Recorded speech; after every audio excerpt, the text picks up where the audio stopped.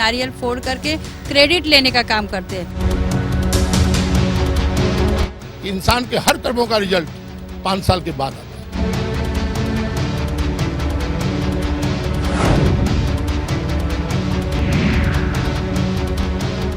नमस्कार, स्वागत है आप सभी का हमारे इस खास कार्यक्रम मुंबई की आवाज में।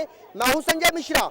दक्षिण मुंबई के बॉम्बे सेंट्रल गोल देवल स्थित चोर बाजार आता है, जिसे चिंदी गली के नाम से जाना जाता है।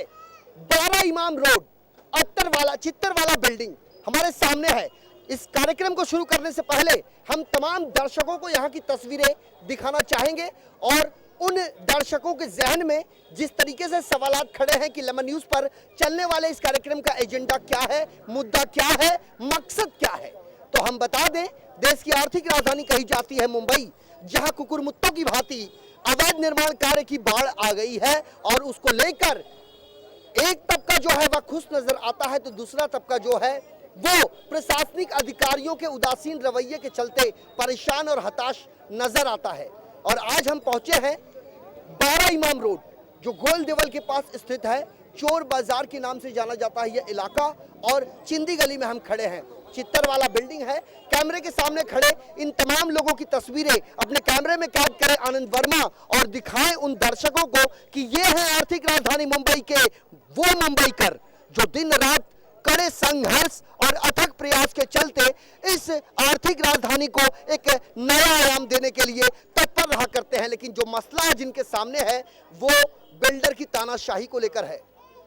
बृहन मुंबई महानगर पालिका से कथित बिल्डर ने अनुमति हासिल की है, ये जानकारी सूत्रों के हवाले से हमारे सामने आ रही है। लेकिन जिस तरीके से नई इमारत को खड़े किए जाने की जमीन पर जो खुदाई का काम चल रहा है, उससे वाइब्रेशन इतना ज्यादा होता है कि आसपास की इमारतों में कंपन होने लगता है। और यही कारण है कि इमारत किसी भी समय ताश के पत्तों की तरह झरझरा कर जमीन पर गिर सकती है। इस बात से इनकार नहीं किया जा सकता। सबसे पहले हम आपको दिखा दें चित्तर वाला बिल्डिंग की ये इमारत, और इस इमारत को लग के बाईं तरफ दूसरी इमारत दिखाई दे रही है जो अकबर चैम्बर के नाम से जानी जाती है। चित्तर वाला बिल्डिंग और अकबर चैम्बर के बीच की जो अंतराल की जो जमीन दिख रही है, वहीं चल रहा है नया निर्माण कार्य। और इस निर्माण कार्य में जब जमीन में पाइलिंग की जा रही है तो वाइब्रेशन बड़े पैमाने पर हो रहा है और लोग यहाँ पर हैं। आप यहाँ के रहवासी हैं, सबसे पहले आपका नाम जानना चाहेंगे? मेरा नाम अब्दुल हक है। अब्दुल साहब, ये बताइए किस तरह की समस्या सबसे ज्यादा आप लोगों के सामने? पूरा घर हिलता है, वाइब्रेशन होता है। जब बिल्डिंग वो खोदाई करते हैं ना तो पूरा घर में झंझन होता है, आदमी सो नहीं सकता, इतना आवाज आता है, पूरी बिल्डिंग हिल रही है। हाँ, ऐसा लग रहा है भूकंप आ रहा है, ऐसा लग रहा है। आपका नाम क्या है? नफीस खान। नफीस, ये बताइए किस तरीके का आप फील करते हैं जब वो बिल्डिंग में जो नई बिल्डिंग के लिए जो इमारत बनाने का काम चल रहा है वहाँ खुदाई की जा रही है, कैसा महसूस करते हैं? महसूस का जब काम चालू होता है ऐसा लगता है नींद में हो तो भी उठ के बैठ जाएगा आदमी, इतना हिलती है बिल्डिंग। हम अपने दर्शकों को ये भी बता दें, दोपहर को 2:30 के आसपास यहाँ बड़े पैमाने पर तार का एक बंडल ऊपर से गिरा, तार का वो गिरने के बाद लोग और परेशान नजर आ रहे हैं और बार बार लगातार ये पुलिस स्टेशन जाकर अपनी शिकायतें दर्ज करते हैं। लेकिन इनका आरोप है कि इनके द्वारा की गई शिकायत पर पुलिस का जो रवैया है वो उदासीन बना हुआ है।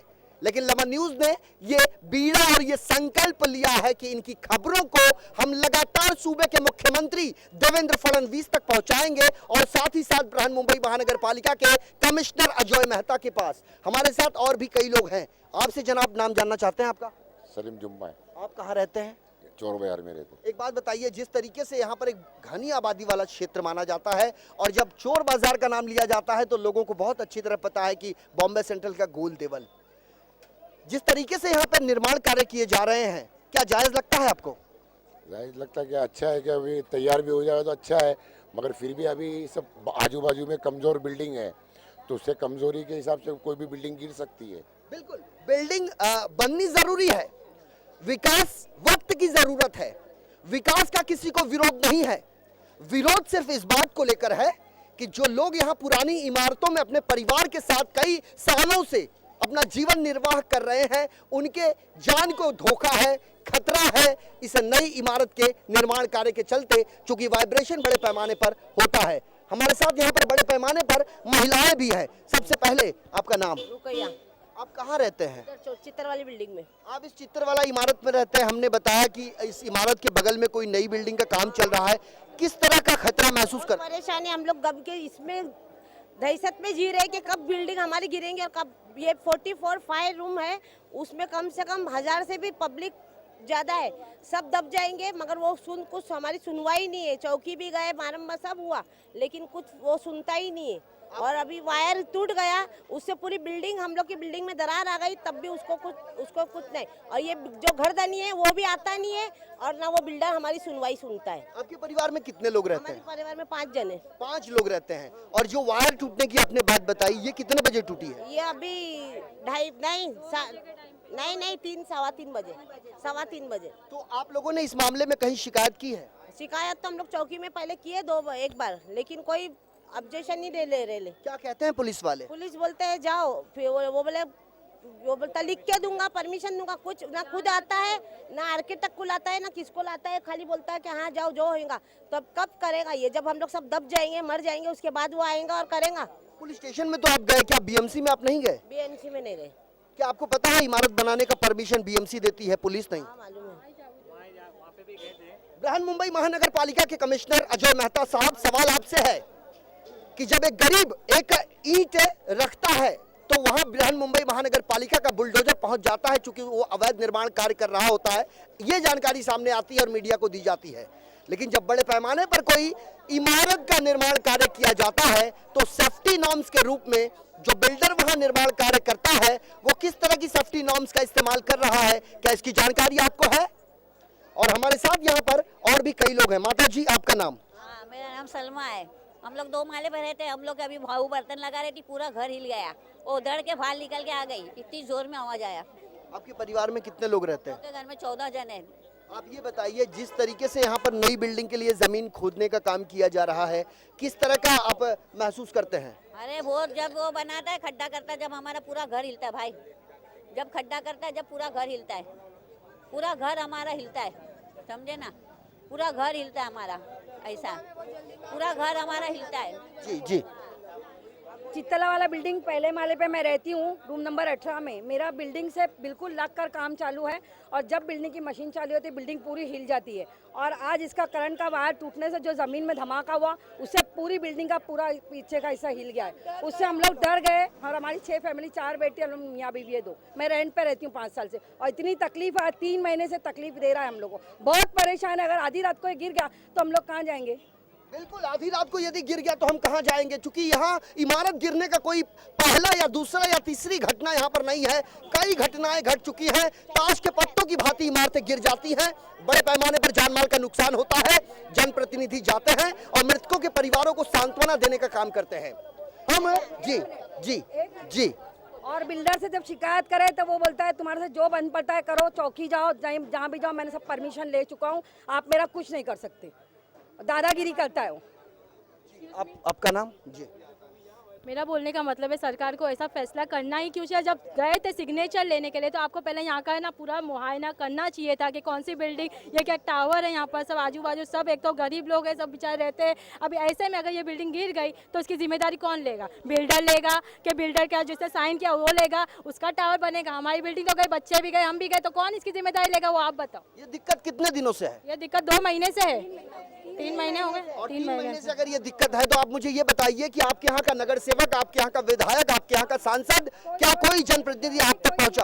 कोई नहीं आता, सब वोटिंग के लिए आते हैं, वोटिंग लेके चले जाते हैं। करने वाला कोई नहीं है। जो सच है वो सच है और सरकार भी बैठी है। बिल्डर को भी अच्छा खासा पैसा मिल गया है, वो अभी काम रुकाने वाला नहीं कि उसको रुका देना चाहिए, क्योंकि ये जिंदगी का मामला है। अब ये घर का मामला नहीं है, उसके घर का मामला नहीं, हमारे घर का मामला है, हमारे बच्चों के मामला है। ये सोच है जनप्रतिनिधियों के प्रति आम जनता का। चूंकि हर 5 साल के दौरान चुनाव आता है, नेता पहुंचते हैं जनता के बीच और उन्हें प्रलोभन देते हैं, आनन फानन में उनका वोट हासिल करने के लिए किसी भी हद तक जाने के लिए बेकरार रहते हैं। लेकिन जब बात आती है जनता जनार्दन की समस्याओं की तो कोई नेता वहां लौट कर नहीं आता उनकी सुध लेने, ऐसा कहना यहाँ के लोगों का है। आपका नाम सबसे पहले? मेरा नाम राजू है। ये चित्तल वाले की बिल्डिंग है। ये चित्तल वाला कभी देखने नहीं आया कि घर में क्या हो रहा है क्या नहीं। बहुत प्रॉब्लम है जो लैंडलॉर्ड है, और इसके बाद भी अगर कुछ होता है तो वो जवाबदारी कौन, किसकी जवाबदारी? अगर कोई दब गया तो क्या जवाबदारी? ये लैंडलॉर्ड के प्रति इनका गुस्सा है। एक तरफ सरकार जमीन मालिक को जो अधिकार है रेंट कलेक्ट करने का वो कई गुना बढ़ाने की बात कर रही है, और दूसरी तरफ जो यहाँ के लैंडलॉर्ड हैं क्या वो अपने टेनेंट का सूरत हाल लेने यहाँ पहुंचते हैं? एक बड़ा सवाल है, और ये हम नहीं कह रहे हैं, यहाँ के रहवासी कह रहे हैं। आपसे जानना चाहेंगे जी, बोलिए ना। आप मुझे ये बताइए कितनों दिनों से ये चित्तर वाला बिल्डिंग के बगल में जो काम चल रहा है? 3 महीने से चल रहा है, रोज बोल रहे, कर रहे, देख रहे, हिल रहा है, तो भी हम लोग चुपचाप है, कोई ऑब्जेक्शन चित्तल वाला भी नहीं लेता है जिसका लैंडलॉर्ड है, और हम लोग भी करें तो क्या करें अभी बताओ। हमारे पास तो ऐसी जानकारी है कि जो बिल्डिंग बन रही है उसकी परमिशन उसके पास है। वो है, अपने को उससे कुछ मतलब नहीं, लेकिन बैठ गए तो हमारी भी कोई परमिशन और हमारी भी जवाबदारी को लेवे ना। बिल्कुल, सवाल यहाँ नई बिल्डिंग खड़े करने का नहीं है, उसके विरोध का भी नहीं है। सवाल यह है कि जब बृहन मुंबई महानगर पालिका किसी बिल्डर को नई बिल्डिंग बनाने की अनुमति प्रदान करता है तो उसके लिए गाइडलाइंस भी जारी करता है। क्या वो नॉर्म्स, वो गाइडलाइंस का अनुपालन वो कथित बिल्डर करता है? क्या इसकी जानकारी बृहन मुंबई महानगर पालिका का बिल्डिंग प्रपोजल विभाग करता है? ये भी एक बड़ा सवाल है।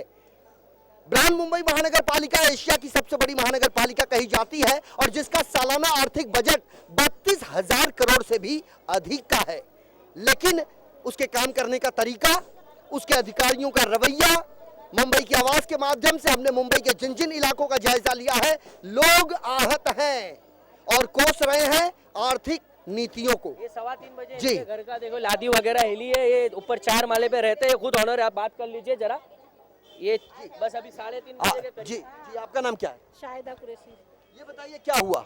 अरे बहुत परेशान, मैं 3 दिनों से बहुत परेशान है कि हम लोग का दिल जानता है, बहुत परेशान है हम लोग। हम दिन में सो सकते नहीं, रात में बैठ सकते नहीं, रात के 9 बजे तक चालू करते नाम काम लोग। अभी दोपहर के समय कौन सी घटना घटी? ये वायर टूट गया था मशीन का, तो इसकी ग्रिल में जाके लगा और हम लोग, मेरे दीवार का कोना पूरा टूट गया।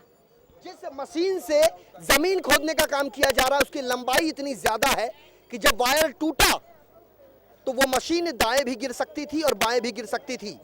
अगर वो दाएं गिरती तो चित्तरवाला बिल्डिंग को नुकसान पहुंचता, और यदि वो बाएं गिरती तो अकबर चैम्बर को नुकसान पहुंचता। लेकिन सवाल वही कि यदि कोई नुकसान पहुंचता, कोई घटना घटती, कोई जान माल का नुकसान होता तो किसकी जिम्मेदारी कौन लेता? फिलहाल हमारे इस खास पेशकश में वक्त हो चला है एक छोटे से ब्रेक का। ब्रेक के पार जब लौटेंगे तो चर्चा करेंगे कई और विषयों पर। बने रहिए लमन न्यूज के साथ।